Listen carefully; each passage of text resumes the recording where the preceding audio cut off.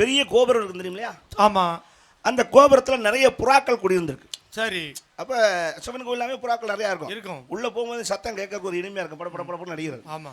இந்த புறாக்கள்லாம் கொஞ்ச நாள் இந்த கோபுரத்தில் வாழ்ந்துட்டு இருக்கு. சரி. ஆனால் அந்த 12 வருஷத்துக்கு வரும் கும்பாபிஷேகம் பண்ணாங்க இல்லையா? ஆமா. அப்போ கும்பாபிஷேகம் பண்ணுறதுக்கு வெள்ளி அடிக்கணுங்கிறதுக்காக சாரம் கட்டியிருக்காங்க மேலே. சரி. சாரம் கட்டி மனுஷன் மேலே ஏற ஆரம்பிச்சான்ல, புறாவெல்லாம் பார்த்துச்சு. மனுஷன் மேலே ஏறிட்டோம்னா நம்ம நீ குடியிருக்க முடியாதுங்க, நம்ம வேற இடத்துக்கு மாற்றி போவோம் அப்படின்னு மொத்தமாக புறாக்கள் பூரா மாறி போகுது. சரி. அப்படியே போயிட்டே இருக்கு. கொஞ்சம் தூரத்தில் ஒரு பள்ளிவாசல். சரி. பெரிய மசூதி. அட இங்கே இடம் நல்லா சௌரியமாக தானே இருக்குது, நம்ம கொஞ்ச நாள் இங்கே வாழ்வோம் அப்படின்னு அங்கே வாழ்ந்துக்கிட்டு இருக்கு. அப்புறம் அவங்க பக்ரீத் ரம்ஜான் கொண்டு ஆரம்பிச்சாங்களே, சரி, அதுக்கு வெள்ளி அடிப்பாங்கல்ல. ஆமா. அப்போ பார்த்துச்சுன்னு இங்கேயும் நம்ம இருக்க முடியாது உள்ள இருக்கு, கிளம்புடா போகணும். கொஞ்சம் தூரம் போயிட்டே இருக்கு. அங்கே பார்த்தா ஒரு சர்ச்சு. சரி. அட இங்கேயும் சௌரியமாக தானே இருக்க இடம்னு சர்ச்சில் கொஞ்ச நாள் வாழ்ந்துக்கிட்டு இருக்கு. அப்புறம் அவங்க கிறிஸ்துமஸ் கொண்டாட ஆரம்பம் வெள்ளி அடிப்பாங்கல்ல. ஆமா. பார்த்துச்சு இனிமேல் நம்மளை எங்கேயும் இருக்க ரொம்ப நாங்க அநேகமாக பழைய சிவன் கோயிலில் வேலை முடிஞ்சிருக்கும்னு நினைக்கிறேன், நம்ம அங்கேயே போவோம் அப்படின்னு கூட்டமாக பறந்து வருது. அப்படி பறந்து வரும்போது கீழே பார்க்குது. பார்த்தா மனுஷன் பூரா அடிச்சு உருண்டு ரத்த கலரையாக கிடைக்கான்.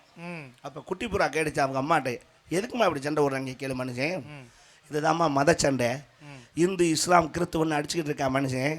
அப்போ தான் அந்த புறா சொல்லிச்சு, என்னம்மா கொடுமையாக இருக்குது, நம்ம கொஞ்ச நாள் சிவன் கோயிலில் இருந்தோம், அப்பவும் நம்ம பேர் புறாதான். கொஞ்ச நாள் பள்ளிவாசலில் கூடி இருந்தோம், அப்பவும் நம்ம பேர் புறாதான்.